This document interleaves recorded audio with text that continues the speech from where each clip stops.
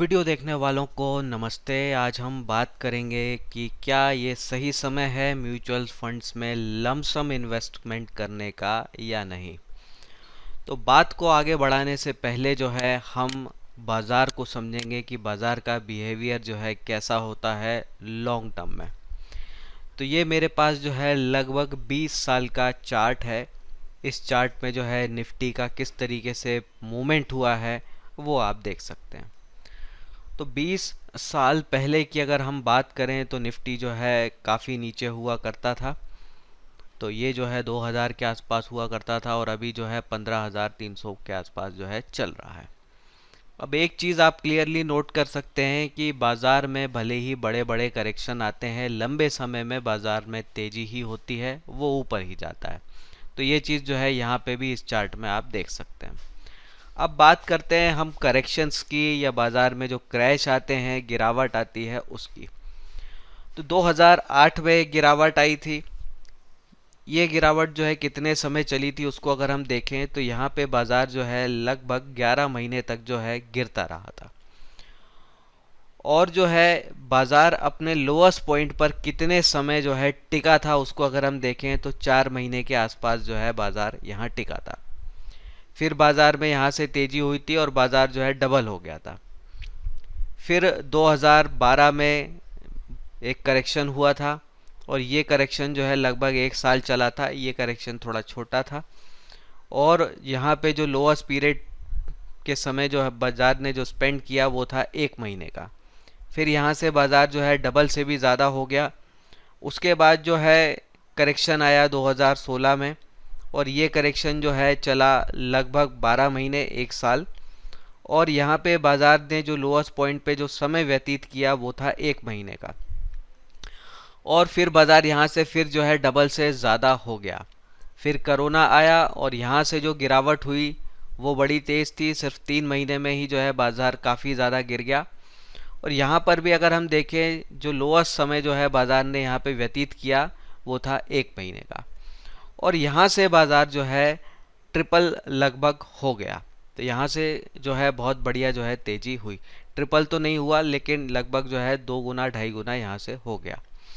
तो यहाँ आप एक चीज़ नोट कर सकते हैं कि बाज़ार का करेक्शन का पीरियड जो है ज़्यादा से ज़्यादा हिस्टोरिकल डेटा के हिसाब से 11-12 महीने का होता है। दूसरी चीज़ आप नोट कर सकते हैं कि जो लोएस्ट लेवल होते हैं वहाँ पर बाज़ार कुछ ही समय रहता है। यानी कि बाज़ार में जो डिस्काउंट पीरियड होता है वो छोटा होता है, वो लंबे समय का नहीं होता है। तो 2008 में ये 4 महीने का था। फिर 12 में जो है ये 1 महीने का था।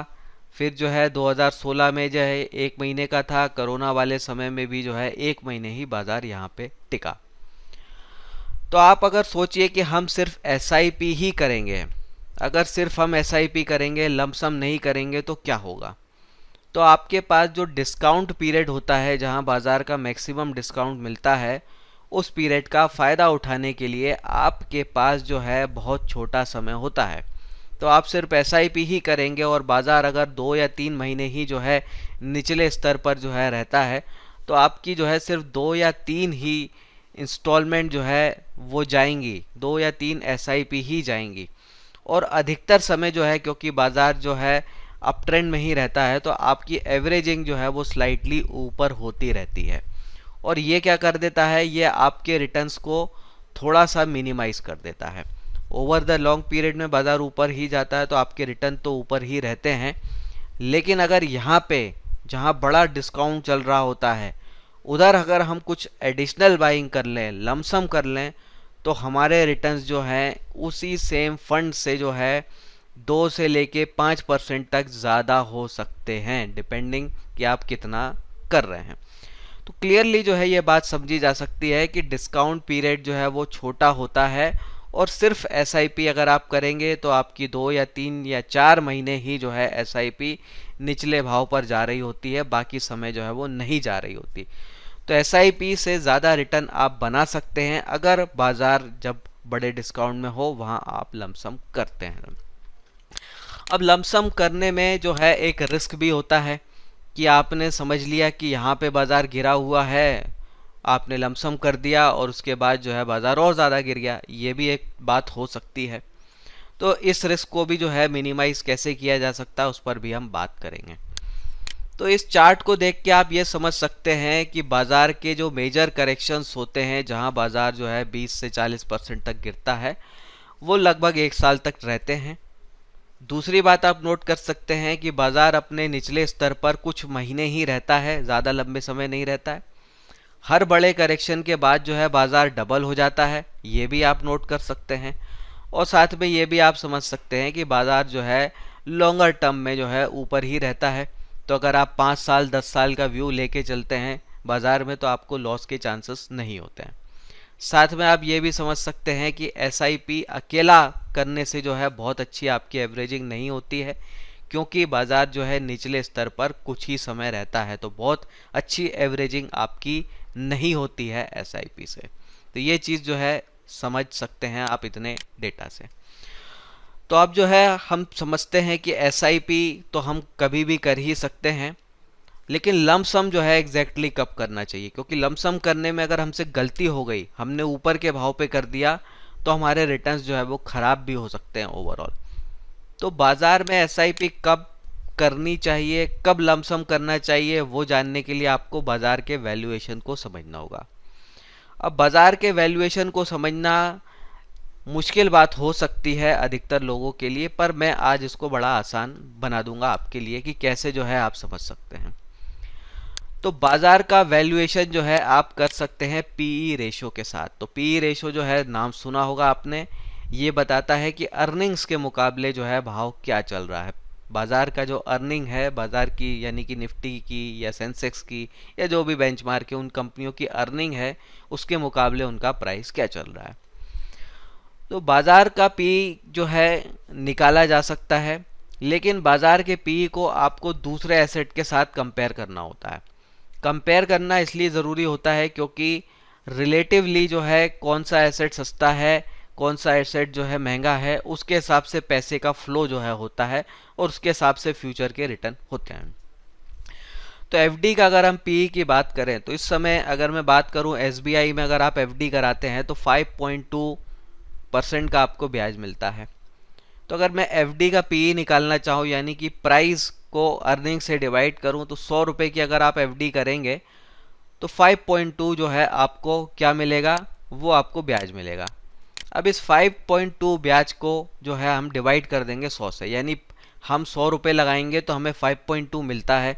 तो हम निकाला जा सकता है पीई रेशो, तो पीई रेशो आपने निकाला तो 19 आ जाता है।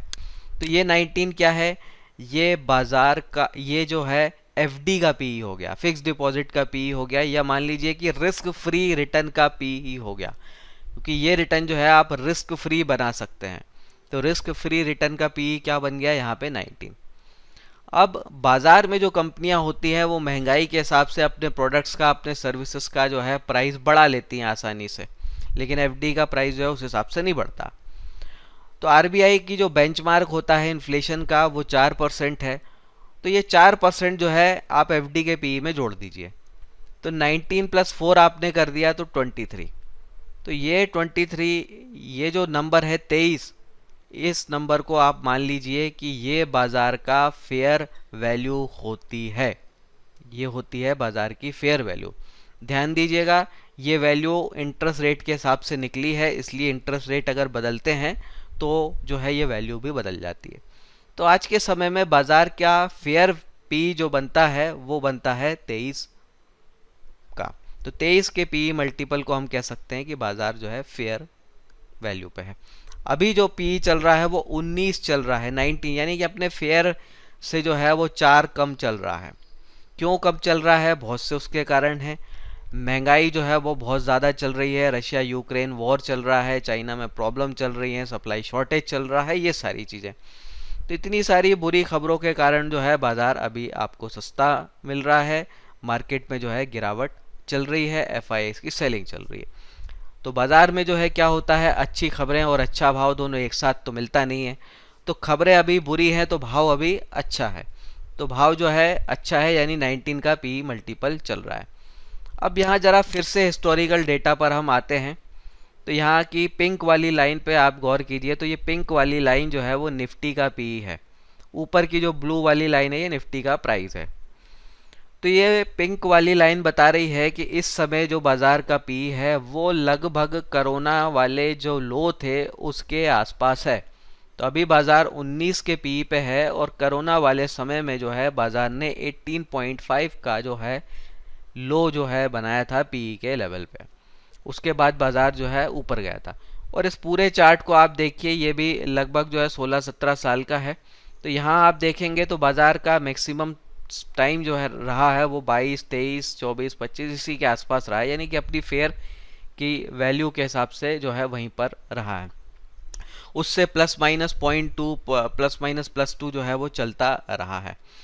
तो ये हो जाता है हमारा क्या, बाजार का हमने फेयर पीई का अंदाज़ा लगा लिया, और बाजार जो है कब ओवर वैल्यूड होता है कब अंडर वैल्यूड होता है उसका भी अंदाज़ा लगा सकते हैं।